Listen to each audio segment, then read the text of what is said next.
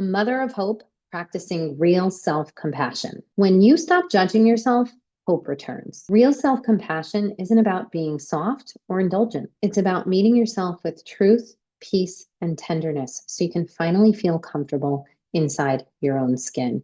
Hello there, I'm Amy Colombo, an emotional mastery coach, a board-certified nurse coach, and a single mother to 3 boys. And I help purpose-driven women build real self-confidence through the art and science of emotional mastery. Welcome to my YouTube channel. This channel is all about truth, freedom, love. We walk our talk here. Hang out here long enough and you will start having your own back and stop holding yourself back. My intention today with this video is to help you see that self-compassion is not optional. It is actually essential and mandatory on any journey forward. You will walk away today with one simple practice that you can implement immediately to start practicing this skill of self-compassion and building your confidence from the inside out. What is self-compassion? In a simple definition, it's treating yourself with the same kindness that you would someone else, someone you love, a friend, a partner, a child. Kristen Neff is a world-renowned research expert on self-compassion. There are 3 pillars. Number 1 is self-kindness, giving yourself the same courtesy, kindness, and care that you would someone else. Number 2, common humanity, remembering that you're not alone. When we are experiencing struggle and difficult emotions and feelings and thoughts in our bodies, it tends to be coupled with judgment, criticism, and a feeling of being all alone. So common humanity is one of the pillars of self-compassion, knowing that you're never alone. And the 3rd pillar being mindfulness, noticing and disidentifying and observing your emotional pain without becoming it, identifying with it, or judging it. Why is self-compassion such a hard skill to practice? There's a simple scientific answer for this. Our internal operating system, our nervous system, has been biologically, evolutionary wired to keep us safe and alive. So when it comes to us with us, we tend to relate to ourselves through our sympathetic nervous system of fight, flight, freeze, and fawn. However, we have been biologically, evolutionary wired and evolved to care for others, especially women. We are the nurturers, the caretakers. We have natural gifts of care, compassion, empathy, and that means caring for others. Our bodies are in a habit. They are in these very slippery patterns of relating to ourselves from a sympathetic nervous system state of fight, flight, freeze, and fawn, which is a stress response, which is exactly what's happening when you're feeling those really judgy, harsh, critical, blame, shame thoughts, and to not do that with others. We can hold space, we can be kind to others more easily than we can be to ourselves. How do I know when I need self-compassion? This is simple. Whenever you are hearing your mind blame, shame, or criticize yourself or others, you are in need of self-compassion, my friend. And yes, I did say yourself and others, because our inner critic, it can show up as some of us are internalizers. So we will blame, shame, and criticize ourselves. It may not be so much of a voice inside your head as much of just a real heavy, heavy feeling of not enoughness or self-doubt. That is the inner critic in your body that is internalizing that blame, shame, and criticism onto yourself. However, for some of us, myself included, we are external projectors and we will vomit that and project that onto everyone else, regardless of whether we are an internalizer or an externalizer.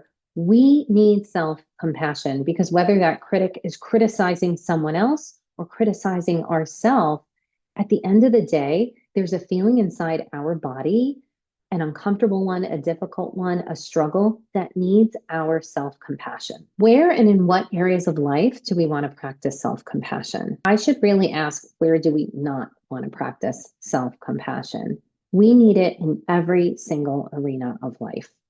We need it in relationships, when we're in conflict, when we feel rejected, not enough, when we are afraid to set boundaries or say no, when we feel betrayed in some kind of a way. A great example is a client of mine. When she first came to work with me, she was gung ho that her husband was public enemy number one. He was constantly triggering her. When we did the deeper work to heal her inner child and go back to the roots and origins of where those deep insecurities and wounds came from, all of a sudden she was able to bring in self compassion for herself and her inner child. And she was able to see what was happening in the present with her husband with different eyes, compassionate eyes.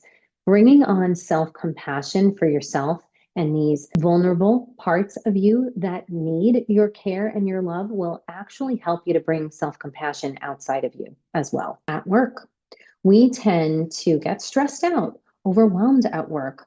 A lot of the women that I coach are nurses, coaches, healers. They have busy, demanding jobs and then are creating very busy, demanding businesses. And we tend to get triggered in a big way at work. A client just reached out to me this morning. She got triggered last night at home at the dinner table with a family member who came to visit. She had to go to work this morning and she reached out just because it's a safe space and she can share. I gave her compassion. I said, your anger matters. Your anger makes sense here. And something that we can do while we're at work is a small practice of putting our feelings intentionally, mindfully on a shelf when it's not a good time to deal with them and let them know that we will deal with them later. When we do this practice, your feelings don't need to express themselves through pain, ailments, illnesses, dis-ease in your body. Your feelings, your vulnerable parts that need self-compassion will start to trust you and know that when you mean what you say and you keep these promises to yourself, they don't need to get your attention in some other way. In your business, if you are a business owner, you absolutely need self-compassion. You are living day to day in a constant state of uncertainty, creativity, not knowing what the outcomes are going to be to all the effort and work that you're putting in. And that can cause a strain. And I just had an experience the other day. I have been upgrading the systems in my business. I've been locked in my office at times for 10 hours, just like a dog with a bone, trying to learn something new. And it has been so frustrating that I ended up in tears. And the thought came in, I want to quit. Do I want to quit? I started actually entertaining that thought. And then immediately with that thought comes shame, embarrassment. I recognized it right away and I gave myself self compassion. I turned toward it with love. I let myself have the thought. I even validated it.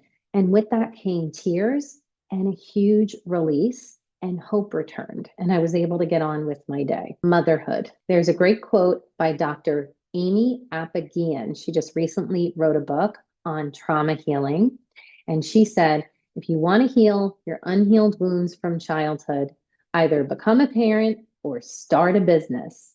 There have been no truer words. I coach women. Most of them are mothers. Most of them are business owners. And boy, does doing something big, doing something new, doing something hard brings up all your deepest, darkest wounding and insecurities from the past. And if you align your own personal healing and growth journey, which what is essential to that? Self-compassion and learning how to give this compassion to yourself, you will go far. But if you don't, you will continue to push through at all costs. That's just going to leave you burnt out and exhausted. On your health journey with your diet, exercise, sleep, taking good care of yourself, managing your stress, it's a lot of work to take care of a human. And by a human, I mean you. And a lot of you are very responsible for other people, like children, like spouses, like clients, like patients. But you are important and you need your own compassion. I needed to give myself some compassion this morning as I am in a midlife journey of menopause and my hormones are taking a toll on me. And I'm getting the medical care that I need, but my body's changing. And this morning I was exercising and I had to stop and I had a very vulnerable moment. I was feeling like my body was betraying me. I was feeling like I was getting old, and that scared me.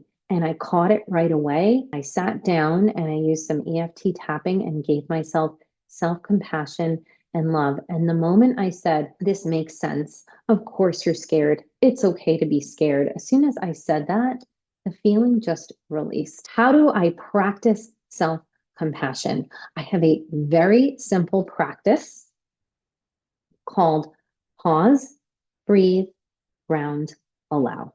And what this looks like in real time is you realizing that you're struggling in a moment. And this could be in your body. You just feel heavy, or you feel an emotion like sadness, anger, embarrassment, shame, anxiety. You have the overthinking brain. Your brain is spinning and spiraling and trying to fix a problem. As soon as you recognize, you pause and then you breathe and then you ground. You put your hands on your heart.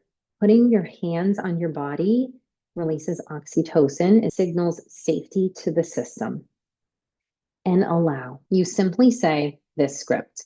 It makes total sense that I'm feeling, and name the feeling: sadness, anger, not enoughness, embarrassment, shame. And it is okay to feel this.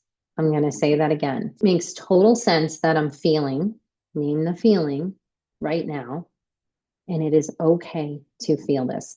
And yes, I am talking about those really uncomfortable emotions. They need your self compassion when you're having a good day, a great day, when you're feeling motivated and inspired and everything feels easy. You don't need self compassion on that day. You need self compassion in a moment when you're feeling exhausted, low, heavy, sluggish, sad, not enough, rejected. Whatever you feel that is uncomfortable, whatever your pattern of that uncomfortable feeling is, recognize it, pause, breathe, ground, allow. It is okay that I am feeling this feeling right now. It makes sense.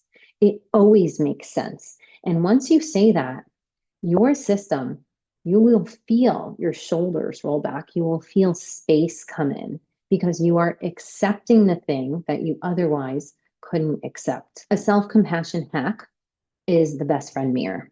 When you're struggling in a moment, you can do the pause, breathe, ground, allow. The other thing that you can do is you can catch your dialogue, that inner critic, and you can hear what it's saying. A good practice is to journal it out. But I like to give things that you can do in the spur of a moment, like in less than a minute. So a lot of times we can't sit and journal if we're at work or we're on the go, but we can listen to what our brain is telling us and we can observe it and hear it and then say, wow, that's really critical. What would I say to a best friend that was feeling what I'm feeling? Let's just say you walk out the door and you drop your coffee and it gets all over the place and you're already late for work and you start, like me, cursing. I get really angry. Some people get really sad and will cry, but it's a feeling of frustration and overwhelm and like nothing ever goes right, nothing ever goes my way. Or for some people, it's a really brutal, mean voice of telling them how stupid they are and how clumsy they are. Once you hear that, pull back. What would I say to a friend? If I just observed a friend drop her coffee all over herself, you would feel compassion for that friend. I'd be like, oh my God, this sucks. I'm so sorry that happened to you. Let me help you clean up the mess. Just imagine saying that to yourself. This really sucks. I'm so sorry that happened to you. Let me help you clean up the mess. Just imagine talking to yourself that way. Talking to yourself in the third person is called third person self directed talk, and it is very therapeutic. The reason being is we can care for others better than we can care for ourselves. So when we talk to ourselves in the third person and say, I'm so sorry this happened to you, let me help you clean up, but you're talking to yourself. We can do this together. Something shifts in your body. That is a self compassionate practice. When you stop, breathe, name the feeling you are resisting or you don't like feeling, and you allow it to be there and tell it, it's okay that you're here. It makes sense.